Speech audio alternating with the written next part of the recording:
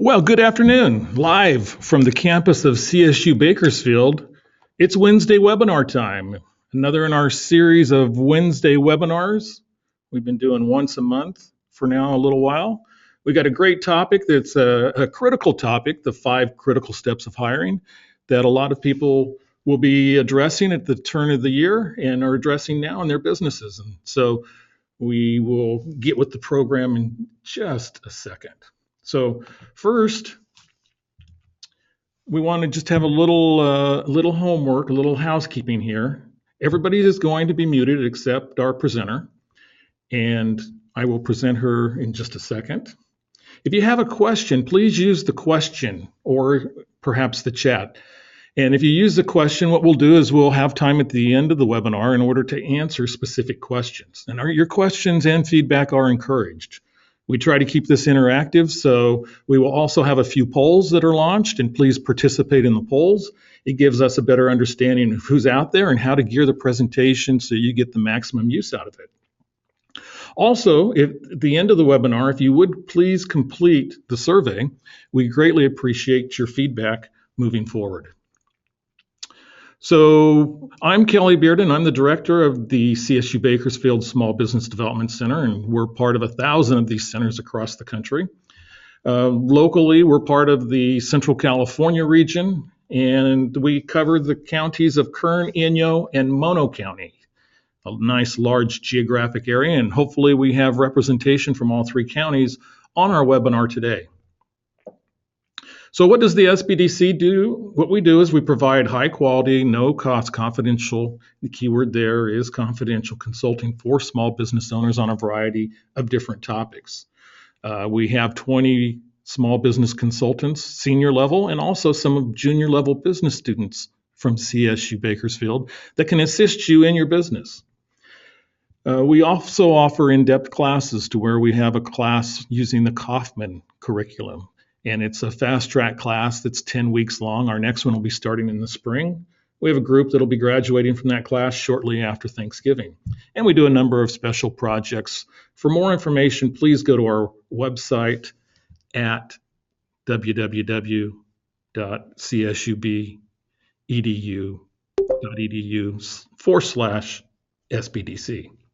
Some of our upcoming webinars, we have a bonus webinar we're going to be doing tomorrow, which is kind of a new webinar for us.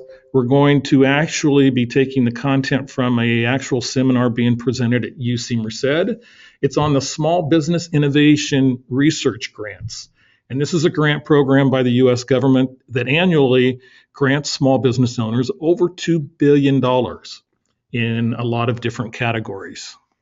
So if you want more information on the basics, we have a 45-minute webinar planned for tomorrow. We do have consultants that work in that particular area as well. Our regularly scheduled Wednesday webinar in December is going to be on labor law changes for 2015. So get your changes a couple of weeks before the first of the year. And also we'll be adding soon a constant contact webinar that's going to be specially done in just a few weeks on December 3rd. So thank you for your attendance today. And I'd like to introduce our speaker for today. Our speaker today is Mandy Ellefson. Mandy owns her own business and is a consultant that does a lot of consulting work in a lot of different fields. She probably is a lot better at talking about her business than I am, obviously. So here, let's turn it over to Mandy Ellefson. Mandy, thank you for coming and joining us today. Thanks so much for having me, Kelly. I sure appreciate being here today. And as Kelly mentioned, I am a strategist, but what my specialty really is working with busy B2B service businesses. So businesses that are providing services to other businesses, and my specialty is helping them scale. And as you said, my name is Mandy Ellefson, and I want to welcome you here to our online training, where you're going to learn the 5 critical steps to avoid costly hiring mistakes.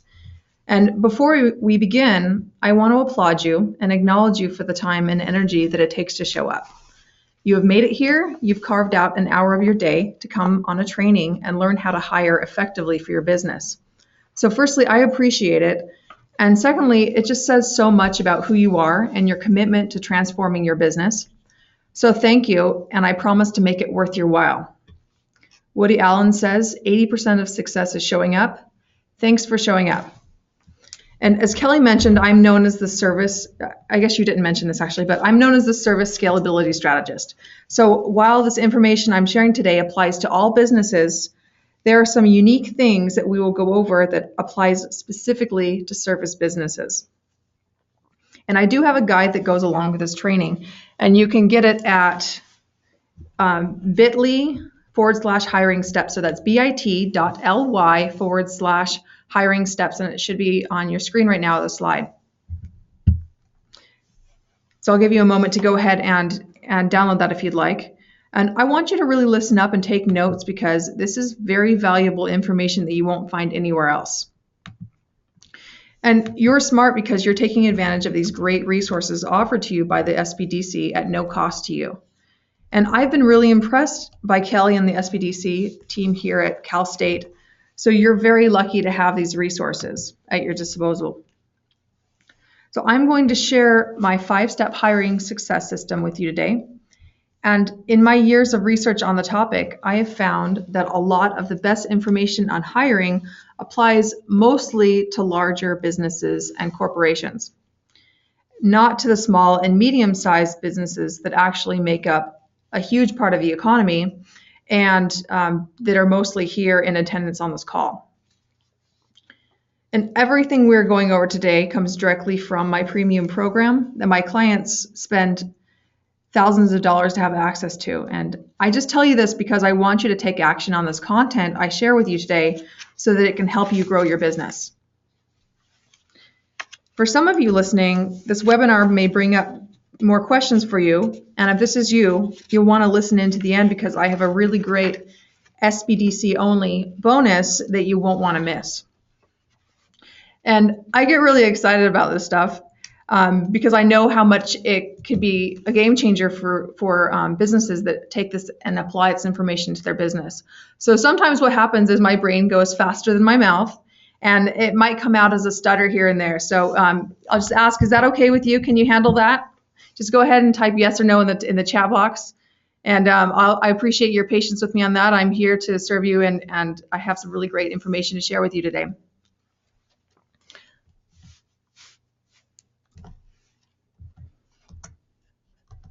All right. So today you're going to learn why 75% of hires will not be top performers, and why you need them to grow and how to spot them. All A players have one skill in common, and we're going to go over that. And also, we're going to talk about why these A players might not want to work in your business. And we're going to talk about the 3 main parts of hiring. And most businesses focus just on one of the parts, and we'll go over that. And I'm going to share with you the 5 critical steps that you must nail unless you want the default 25% success rate for hiring top producers. And you're going to learn how the typical approach to hiring is not only ineffective, but it teaches dependency, and it enslaves you as the business owner, because your staff can't run the business without you. And the 5th step that I'm going to share with you today is one of the most important, and it's where most people stop. And it's the key to getting good quality good quality work from your staff. So before we begin, I just want to get a feel for where you're at so I can tailor this content towards you. So we're just going to do a poll here and see where you're at. So you currently have staff who you regularly work with every week. So Kelly's going to go ahead and start a poll here. Okay, so you see the question in front of you. How soon do you plan to hire? And if it's very soon, within 3 months, select that. Soon, from 4 to 12 months. Later, over a year, never. 13% of you have already designated. So it's now, very soon, soon, later, now, or never. I like having now or never together. So right now it's coming in at about 44% on now, 33% very soon, within 3 months. So basically from soon to very soon to now, basically almost 85% of you are in the mode to hire real soon. So that's good to hear. That's good to hear, creating jobs for our local economy. So thank you. And thank you for participating. Thanks so much. I'm glad that we got the numbers there. Thanks for participating. I appreciate that.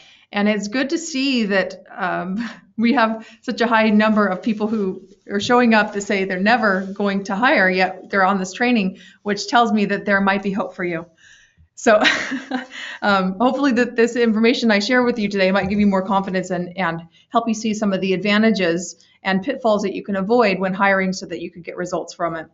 So the next poll we're going to run is, what is your biggest challenge with hiring right now?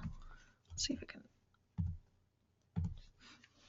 So is it that you don't have enough time for marketing, planning, and growth activities, or you're having trouble finding good staff, or you just can't get good work out of the staff that you already have?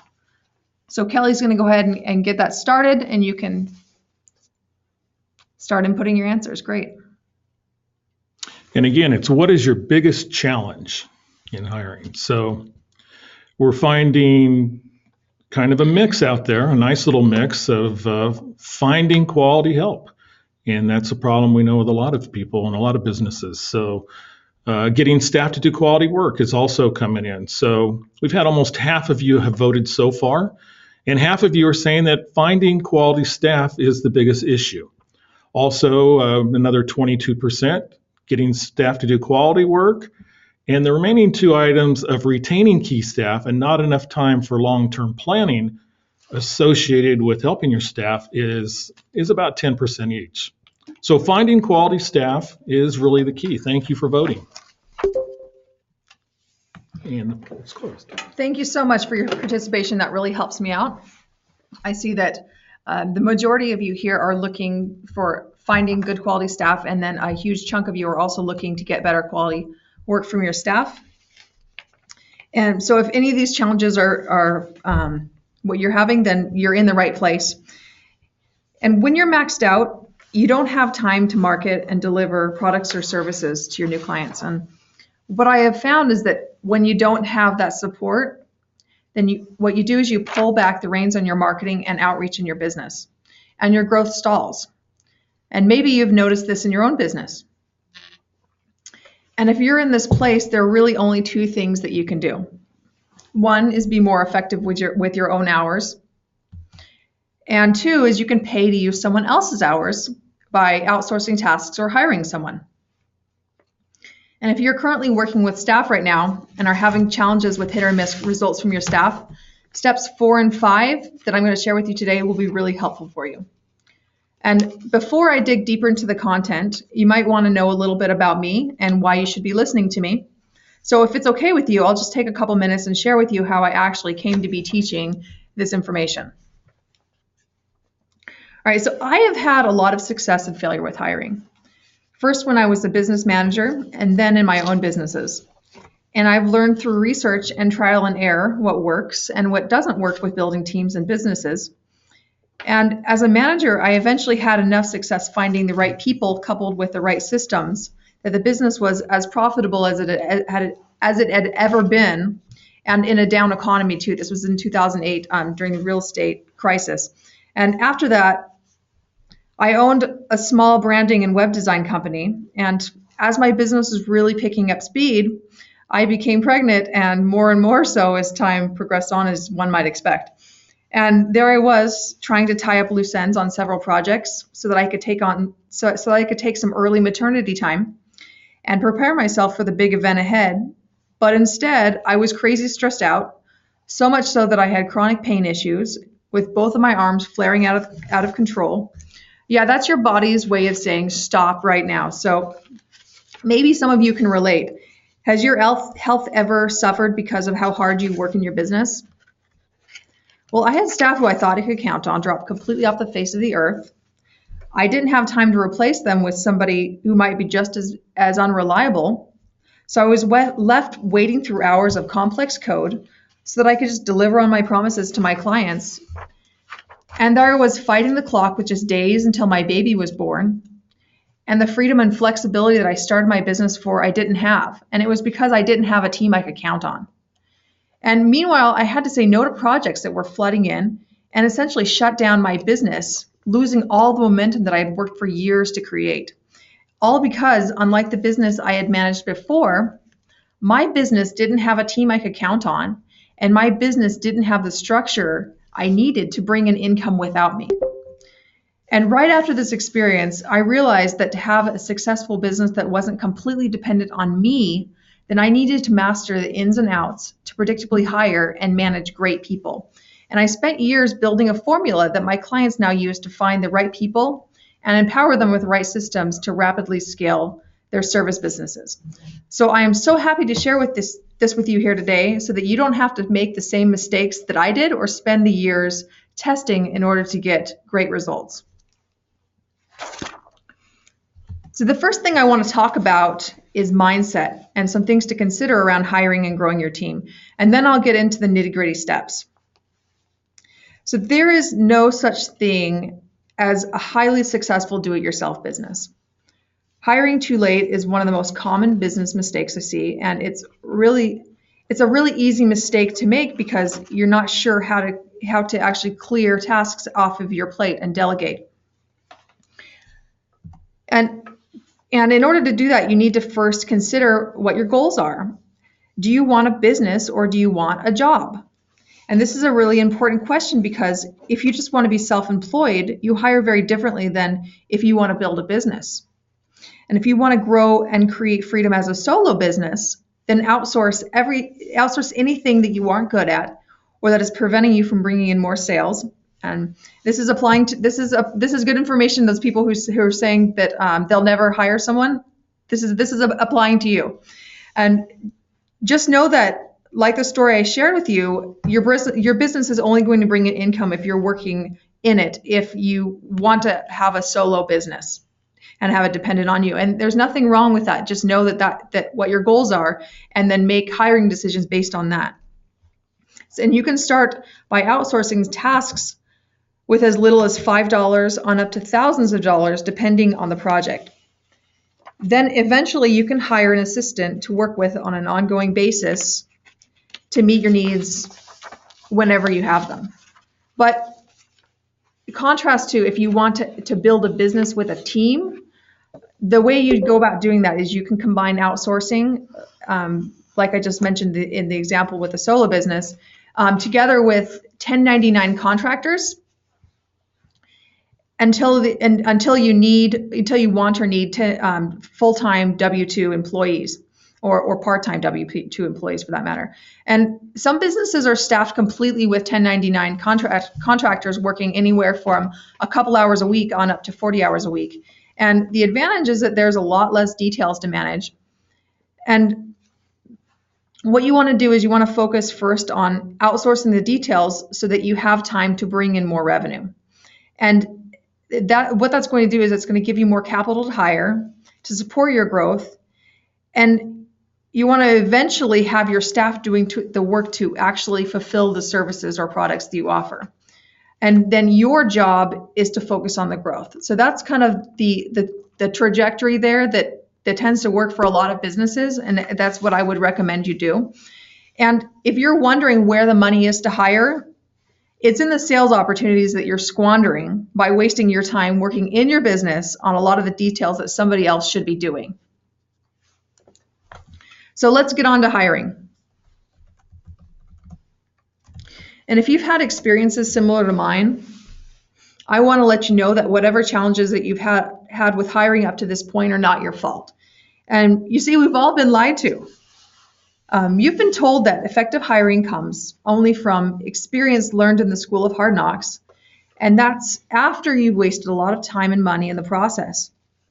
And that might work fine for funded startups and big businesses, but it doesn't work for your small business that has limited resources. And conventional wisdom says pour in enough time and money, and eventually your mistakes will tell you the right way to do it. Or put another way, just figure it out by trial and error. And that will eventually work, but it's a slow and painful grind. And if this advice produced good results for small business owners, then you wouldn't be on this training to find a better way, because you know there has to be a better way. And I know that over 60% of you have said that that's one of your biggest challenges right now, is finding good quality staff. So like anything else in your business, or your life for that matter, find a system that works and follow it. That way you'll get better results and it won't be so scary to take action. And hiring is the most important skill that a business owner must learn, which is why you really want to focus on learning how to do it yourself.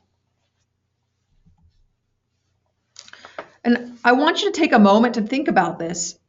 I want you to take a moment and think about, what would it be like to have the time to go out and bring a new business and know that your business could deliver it to your high quality standards. And if you have staff already and they aren't helping as much as you'd hoped when you hired them, what would it be like if you could delegate tasks to them, or entire projects, and have everything done right and on time? I want you to really reflect on these questions, because that is where it all started for Jenny. And she's an owner of a custom artisan felt design company. And I asked these questions earlier this year on a webinar that she attended. And while asking herself these questions, she realized how much not having the support she needed was holding back her business growth. She was one of the people who would have answered that I'm never going to hire someone, that I don't need to ever hire someone. And she applied what she learned in the training, and she realized that she could scale her production. And after learning the steps that she needed to take and the people she needed to support her, she found the staff that has allowed her to more than double her business in just 6 months. And that was possible because of the mindset shift that happened, that occurred, that enabled her to really take action. And I'm going to give you a moment to think about this, because it's really important. What would be possible? What would that do for you? And what would be possible in your business then? And what could having the right support in your business do for you that you can't currently do right now in your business? And what is that dollar amount worth to your business? I want you to take a moment here and just take a note of that and write it down, because that's going to really cement it in your head, and it's going to create that mindset shift that's going to help you take action on this information that you're learning today.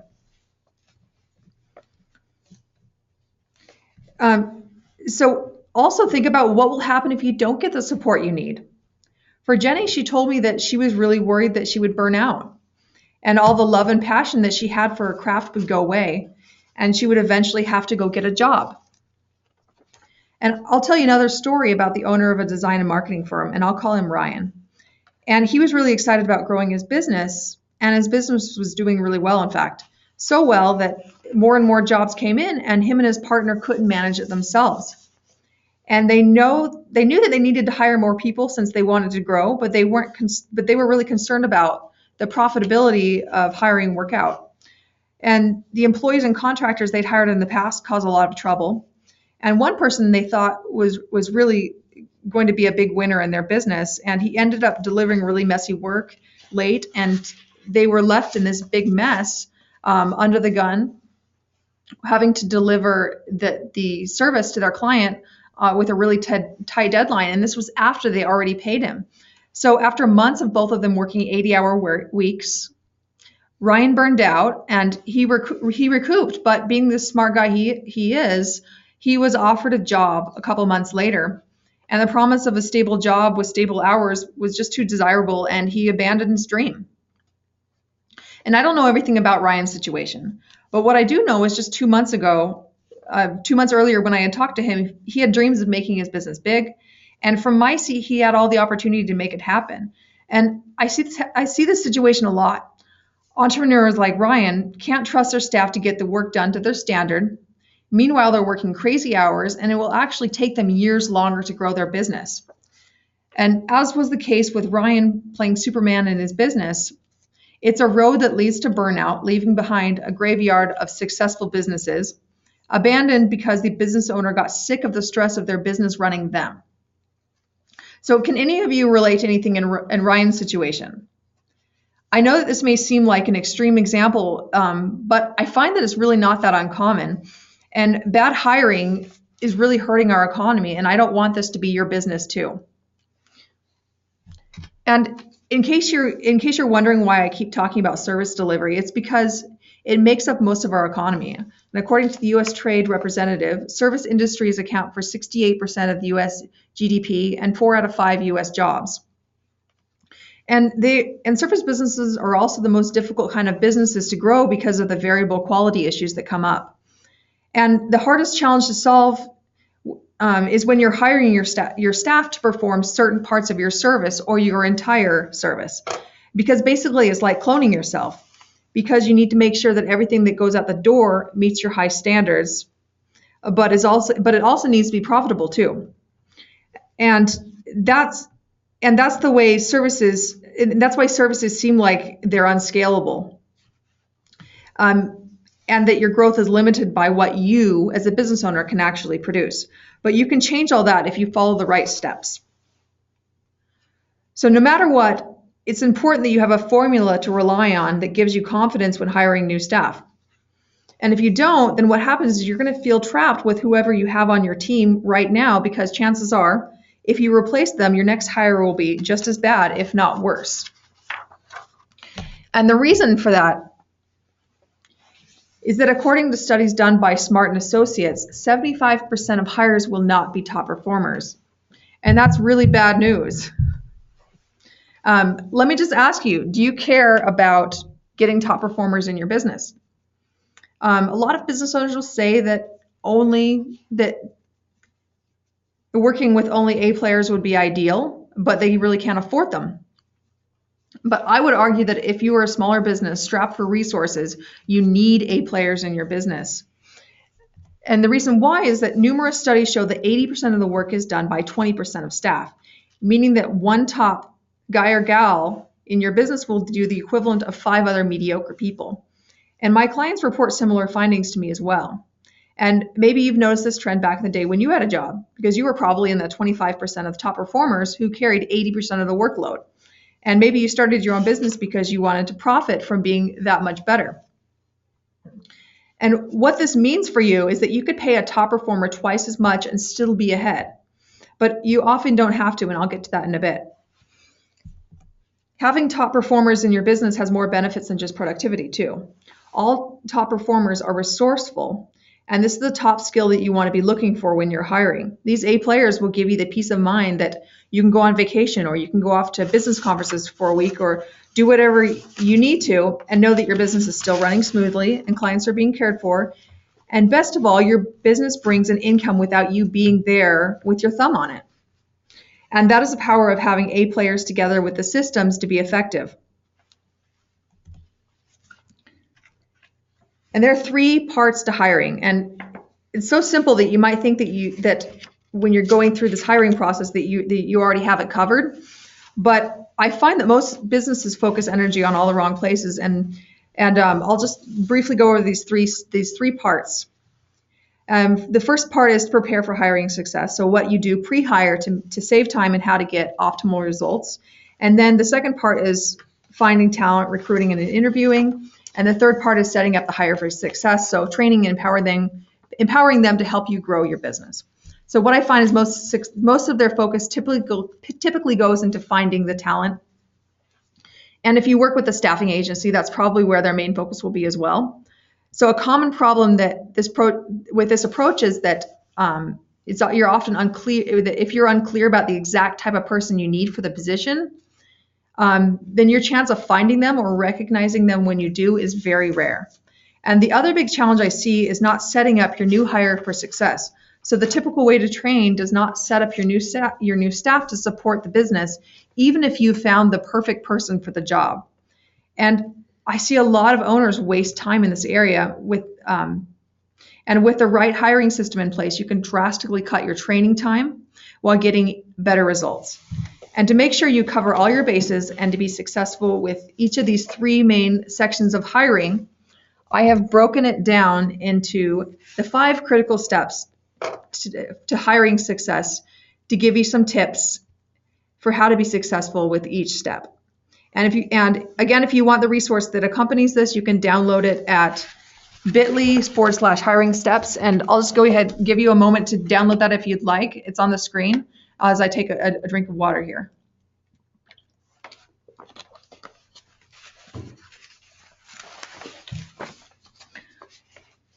All right, so excuse me. Step one. So step one is preparing for success. So most businesses don't do this first step, and they often hire too late or are replacing someone in a hurry. So they're under the gun, and in their haste to find someone as quickly as possible, they don't get clear on what they actually need. And the question is, you need to ask yourself is, do you have a pretty good idea of what your new hire will be doing?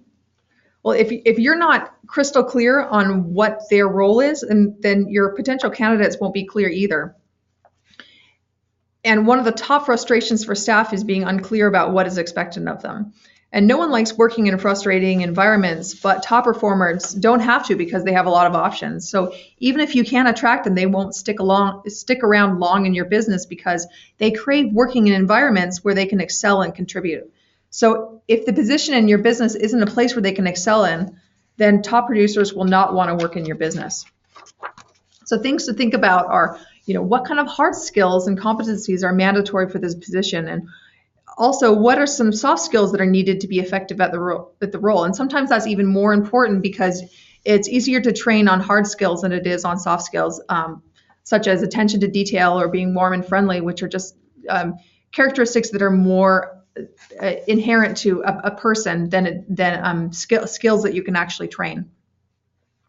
And you need to have a way to evaluate candidates to sort the wheat from the chaff and to ensure that their values fit with your organization's values so that they will work well with other people on your team, including yourself. Otherwise, there could be a clash. And once you've considered this kind of person you need and are clear on their role, you can move on to recruiting. Step two. Yeah, Mandy, I agree with you wholeheartedly. And I think that also what we see too often is people are looking to hire for skill rather than fit for their organization. And there are so many small businesses where the fit is oftentimes more important than the skill that you could later train. Right. So I think that's a great step, number one. Absolutely. Thanks for adding that, Kelly.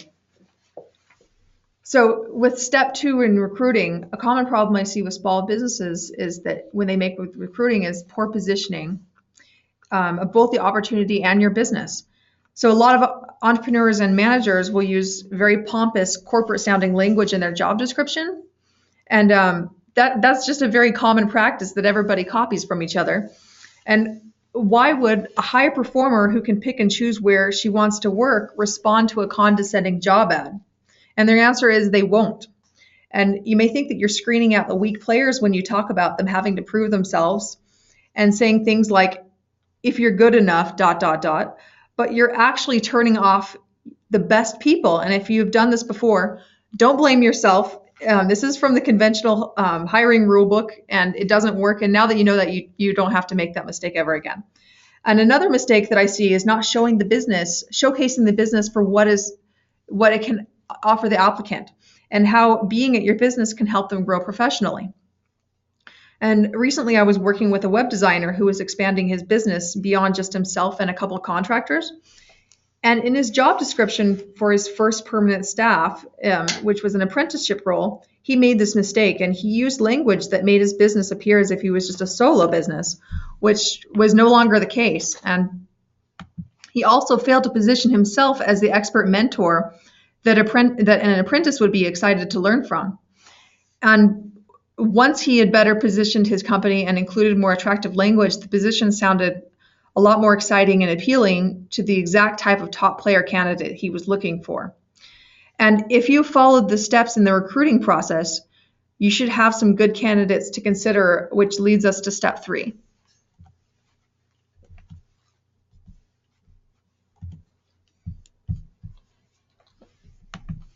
Okay, this is where your biggest time is usually wasted. And business owners think they need to interview a dozen people, but it's not so. And if you do your screening correctly, which is actually baked into step two, you'll typically have a lot less candidates to consider. And and this is actually good because it will save you time and the quality will be much higher. And the traditional way to interview doesn't work. And new brain research reveals that interviewers' unconscious biases are responsible for 80% of the hiring decisions.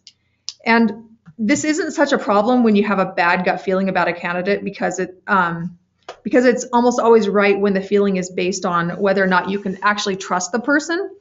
But when you get into trouble is when you're relying on these feelings to generally judge a candidate, and your own biases will lead you to favor candidates that are like you, which might actually be the exact opposite of what you actually need and the support you need in your business for your growth. And this is where hiring based on a good gut feeling can be a real disaster. And consider that studies conducted by Target Training International show that 90% of all hiring decisions are made based on the basis of a traditional interview. But interviewing is only 14% accurate at identifying the best candidate in the pool. So always stick to your hiring process and make decisions based on that process to minimize your emotions, making the decisions for you during the process. And there's so much at stake here, and you really need better than 1 in 4 odds that you'll hire a high performer. Otherwise, you could have a lot of costly risk that you have to deal with in growing your business. And Richard Branson has been quoted as saying, the most important thing that you can do in your business is hire good people. And it's what has enabled him to run hundreds of successful companies living in the Caribbean. And this is one of the only things in your business that you should not outsource. I agree, Mandy. I think interviewing is such a valuable and such a critical point of the employment process. And I was on a panel that was hiring a very critical employee for an organization most recently, probably about 6 months ago. And it was interesting because during the interview process, a very typical question came up, such as, I think it was, where do you plan on being in 5 years? And there were actual different interpretations of the person's answer that was actually hired, whereas 3 people really loved the answer and 2 or 3 people didn't have any clue. They thought it was an awful answer. And so it's also, I think, helpful to have an idea of what you want, what type of answer you're looking for, have a key or a matrix to those questions that are asked. That's a really good thing to add. Thanks for that, Kelly. So the next step is training. Once you have selected the right person for your business, then step 4 is your training fast track. And even if you found the perfect person for the job, if you fumble the ball at step 4, then it doesn't matter, and you could and it could have been just as useless as if you would have found someone poor in your business. And I'm sure that you're familiar with the typical ways to train because you were likely trained in one of these ways in at past jobs that you've had, if you've ever had a job. And one way is the hire and hope strategy, and the other is the hire and hover strategy. And both don't work, and we'll talk about why. In the hire and hope method, you give your new staff a brief introduction to how your company works, and then you throw some tasks at them and hope they'll do all right. And they often miss a lot of the details that you told them were needed, and maybe you keep them on for a while because they're okay and you just don't have the time to go through the whole hiring process again and gamble at this happening all over again. And the problem here is that under these conditions, no one can do their best work. And even if you have a top performer in your position, they will in no time find a better work environment. And on the other extreme, you have the hover method. And the hover method is just what it sounds like, and it requires a lot of time and is very frustrating for you both. And this isn't great for long-term relationships either, because what is happening is you're actually training them to be dependent, and you're training them to seek you out for the answers, which could make you even more stretched thin than before you hired them. And what I hope is that you're seeing a common thread here. And the common theme here is just about everything in the typical approach to hiring caters to the lowest common denominator. And the lowest common denominator, these are not the kind of people that you need in your business to fuel your growth. So a better way to do it is to create a training plan together that creates the expectation up front that they need to be resourceful. And top performers thrive in environments where they can excel, and they hate being micromanaged. So they want to show what they're capable of. And also what happens is whenever you have more than one person doing a task, there can be some variance. And you really don't want this. You want consistent quality, but you also need the peace of mind that your business doesn't come to a standstill when a key person is sick or out on vacation. And that brings us to step 5. So most business owners stop before they get to this step, and it is one step that corporations actually do quite well, and it's what allows for consistency.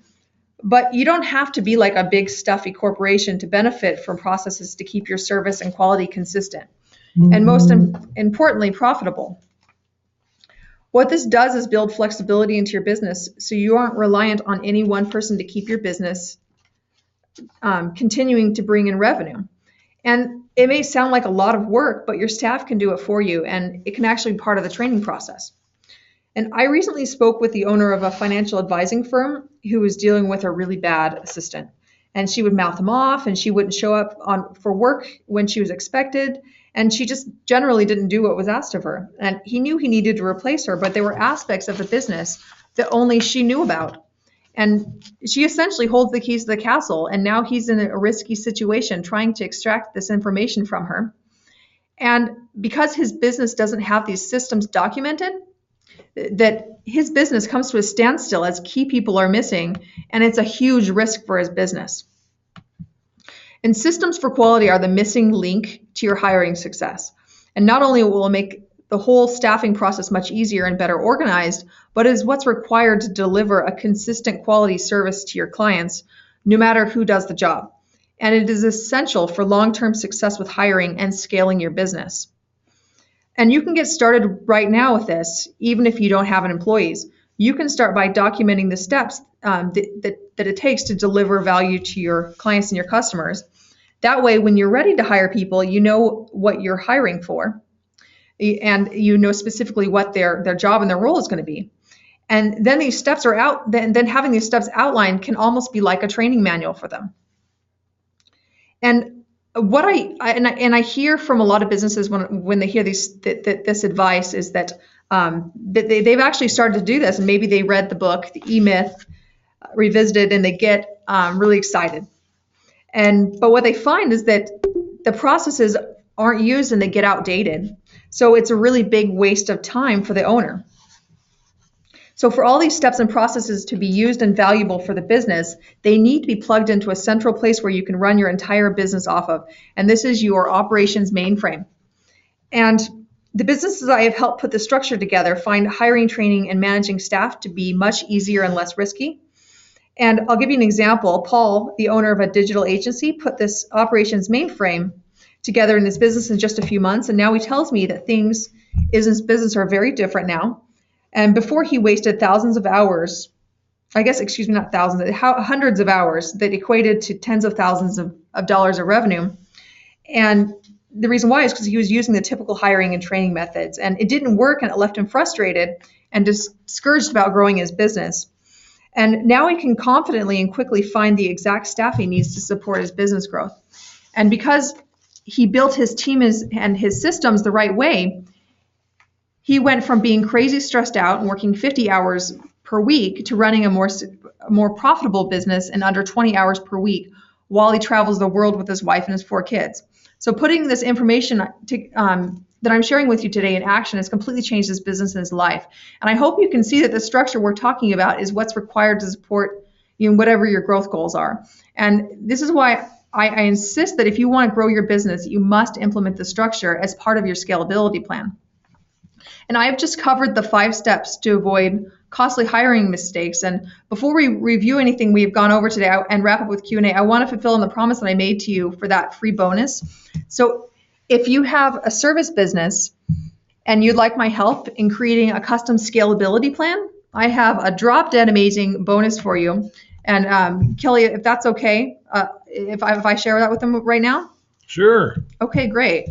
So building service scalability plans and managing risk with hiring and growth is actually my specialty. And Kelly has inspired me here to offer a few of you the opportunity to experience my service scalability intensive that I normally charge $2,495 for free. And this is a two-part one-on-one session that I have never given away before for free. So in case you're wondering if this is going to be a waste of your time, just know that this session is backed by my ironclad guarantee. And if you feel like I've wasted your time for any reason, I'll actually give you $500 to say that I'm sorry. And maybe you're wondering why I would do this. First of all, I just want to say thank you to the SBDC for their great work and for inviting me here today. And two, that this is really in my best interest because although I do make money charging for these sessions, I also know that this process in my service scalability intensive delivers massive value. And after seeing this growth potential, a lot of businesses want more. So anyway, this isn't for everyone. And if you're interested, you can go ahead and apply by emailing me, mandy@mandyellefson.com, or you can call and leave me a message at 503-863-1274, and we'll have a quick 5-minute call, no obligation, just to see if it's a fit for you. And if not, anyone who reaches out to me, I'll go ahead and give you my service scalability super pack that is valued at $149. I'll give it to you for free, anyone who reaches out. And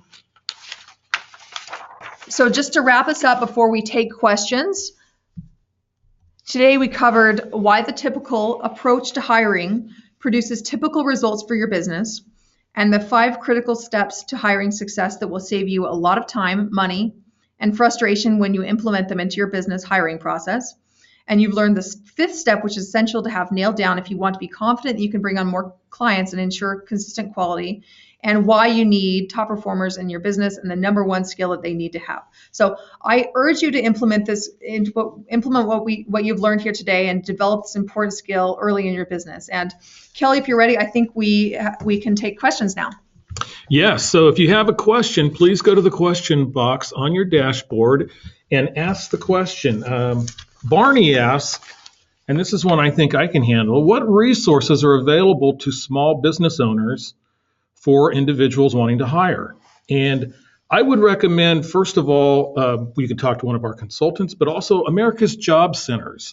They have a number of services. They have a employee on the job training program where they will augment up to half of that person's salary during their training period. They have hiring and other programs that are no cost generally to the small business owner. Now, they work with a population that has some barriers, so it might take a while to find the right person. But I have talked to people that have hired the first time out of the box and they've been successful. So that's an organization you might want to seek, America's Job Centers. Okay. Anything to add on that, Mandy? For the America's Job Resources? Yeah, the job centers. Are there any other programs or resources you know that might be out there for small businesses? Yeah, definitely. So, some of the things to consider is, what are you actually looking? So, some simple tasks you can outsource on places like Fiverr for media editing, graphics, and things like moving a website.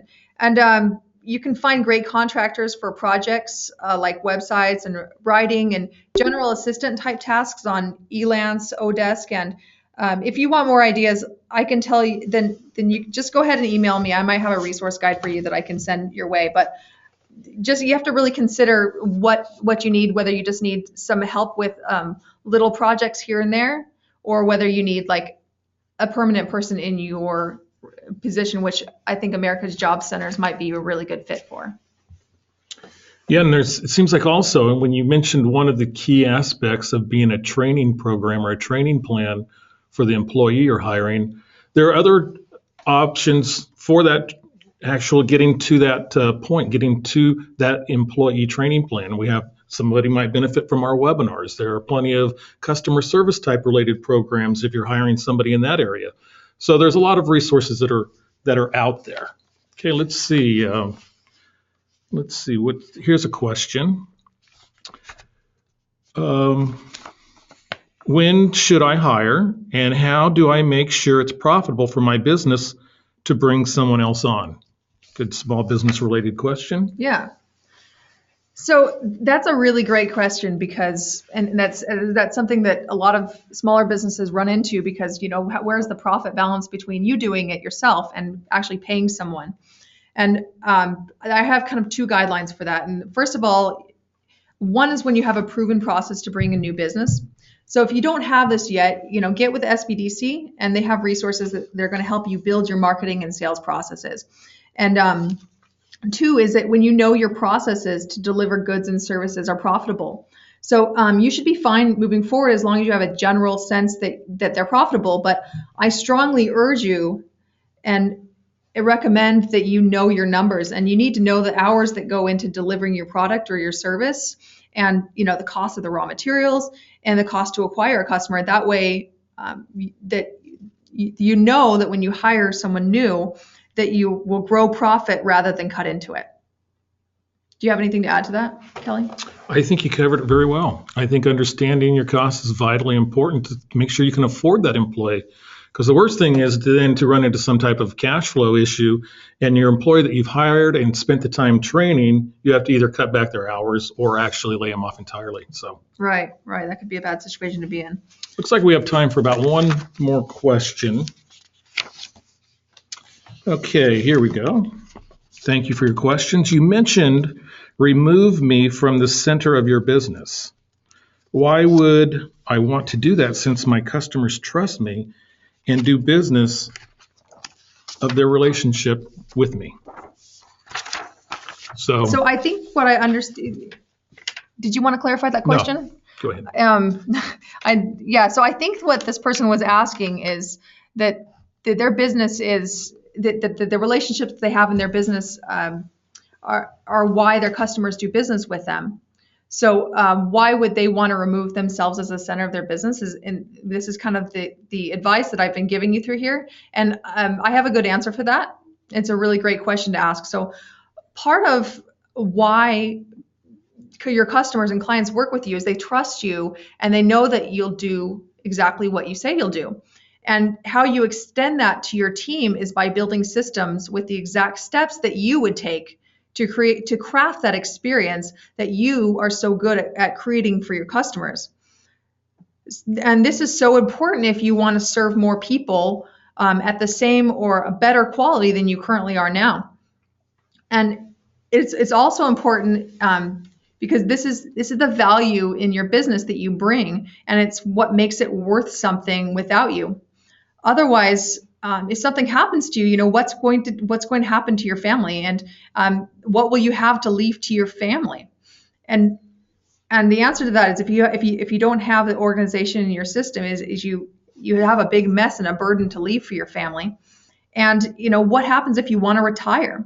So if you remove yourself from the center of your business, then if you are the center of your business and you haven't removed yourself from that, then what has happened is that you have to just hope that you've stashed away enough cash and made good enough investments, because your business isn't going to be worth anything without you working in it. And if in the chance that you do find a buyer for your business, then what happens is that you'll be stuck in a situation where you're forced to continue to work in a buyout type of agreement, and you'll have to build systems at that point anyway. But it just won't be on your terms, and you could be leaving millions of dollars potentially on the table because without you as a center of the business, it's really not worth anything. So I guess that's a pretty long answer, and I hope that answered your question. Do you have anything to add to that, Kelly? No, don't have anything at all. I think that was a very comprehensive and complete answer. And we're about out of time. So thank you for attending. Recall, we do have a webinar tomorrow if you want to attend and learn more on the Small Business Innovative Research Basics. Also, labor law changes December 17th. And thank you, everyone, for attending. Thank you, Mandy, for joining me today. And everybody have a great day, and we'll talk to you later. Goodbye now.